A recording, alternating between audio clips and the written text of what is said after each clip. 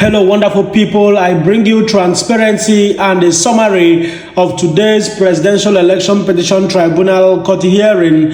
Today, indeed, was one of the briefest ever presidential election petition tribunal since the commencement of the pre-trial as well as the trial hearing stages. This was because one of the lawyers, one of the members of the Labour Party as well as Peter Obi counsels was not available today in court due to ailment, and because of this reason they pleaded the court for an adjournment based on health ground, and this was granted by the court, and the whole exercise for today was adjourned till tomorrow, being the 1st of June 2023. However, there were other interesting moments in the court which I will bring to your knowledge.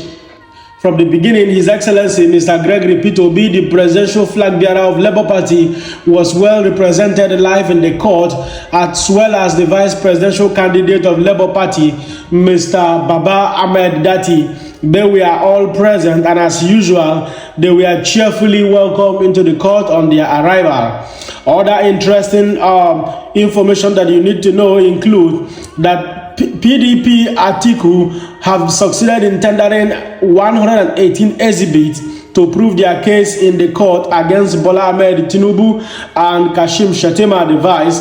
Atiku Abubakar, which is a member of the People's Democratic Party, has presented a total of 118 exhibits to the Presidential Election Petition Tribunal as part of their evidences against President Bola Ahmed Tinubu, who has just been inaugurated some days ago, as well as his vice, Kashim Shettima.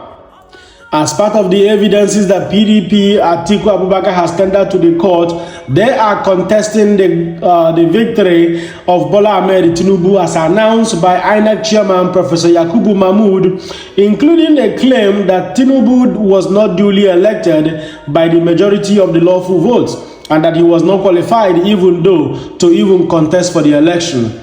And part of the article's exhibit included certified true copies of the election results from all the 36 states of the Federation as well as Federal Capital Territory, and data also from the voter accreditation system were all inclusive in this exhibit. The respondent in this occasion reserved their objection to the document that was tendered by Atiku Abubakar. Additionally to this, the Labour Party and Peter Obi Council has also presented their case, and with the witness which I presented to you yesterday, this witness of Peter Obi and Labour Party has gone further to allege Tinubu's involvement in drug trafficking in the United States of America. All these are part of the hearing that was supposed to be continued today, but due to health grounds of some members of Labour Party and Peter Obi Council, the hearing could not proceed as scheduled. And in view of this, the court was adjourned till tomorrow, 1st of June 2023 by 2 p.m.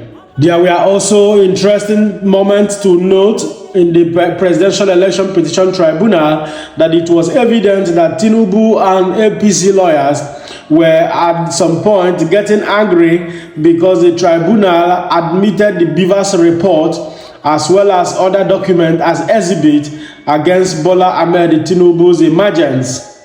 Similarly, I have reported to you in the previous section that up to this moment that INEC has not granted Peter Obi and Labour Party access to the BVAS machine as well as the document that they require to prosecute their case effectively. And because of this development and because of this continuous development, Labour Party and Peter Obi-led council have subpoenaed INEC, demanding them to release this document as well as the BVAS machine on the order of the court. What does that mean? It means that on the order of the court, INEC will no longer have a hiding place. INEC will no longer have a hiding place to deny Labour Party and Peter Obi access to the document that they require as well as the BVAS machine.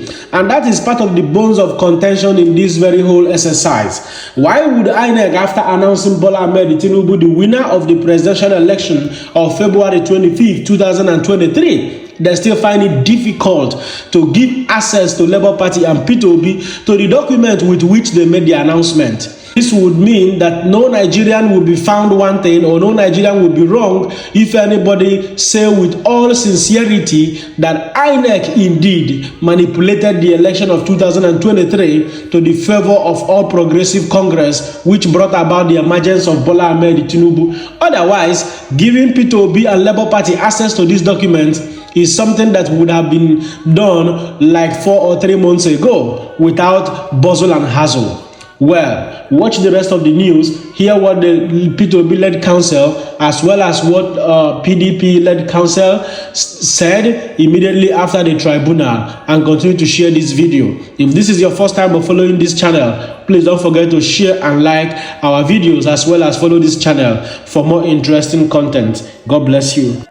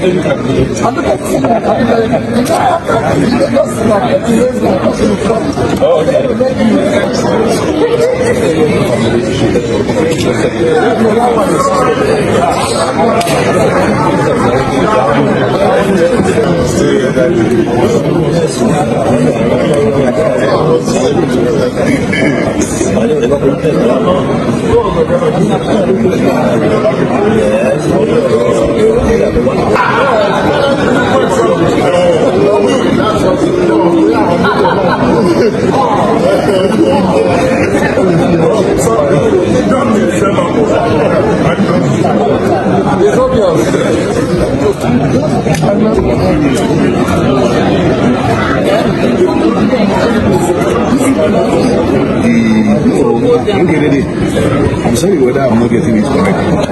I remember the last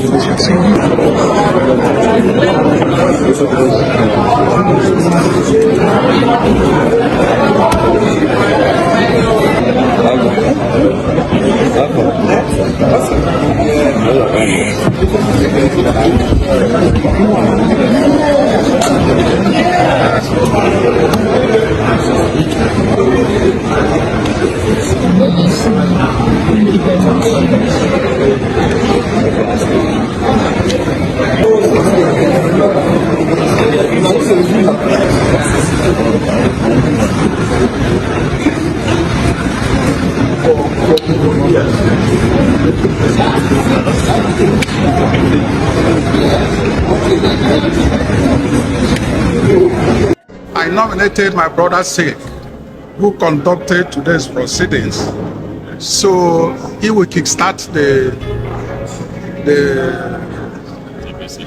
yes. Well, thank you. Well, the proceeding today commences with the tendering of documents we think we have in our possession that tends to suggest to us that of disqualification, the withdrawal from senatorial election of Senator Kasim, which was signed and filed with INEC on the 15th of July 2022, and the acceptance of his nomination, which was also filed and served with INEC on the 14th of July. So that documents are before the court. He accepted, from what we have seen, to be vice presidential candidate on the 14th of July 2022, while still a senatorial candidate for Bruno Central constituency. And the both forms were filed with INEC. Those were the first set of documents that the tribunal or the court admitted. The second one is what we have, the certified true copy of the entirety of the record of proceedings from the District Court of Illinois in the United States of America, where $460,000 were forfeited in the proceedings that you will see that involves what appears to be narcotics, dishonest substances. So those were the documents we tendered through PW. They were duly pleaded, we served them, they have it, and everyone has it. So that's what we have done this morning, to bring them before the honorable court to see what it will make use of it, and they were all admitted, subject to whoever the order said that they will do whatever objection they say they have at the conclusion. But they were all certified public documents, duly paid for in the United States of American dollars. Thank you.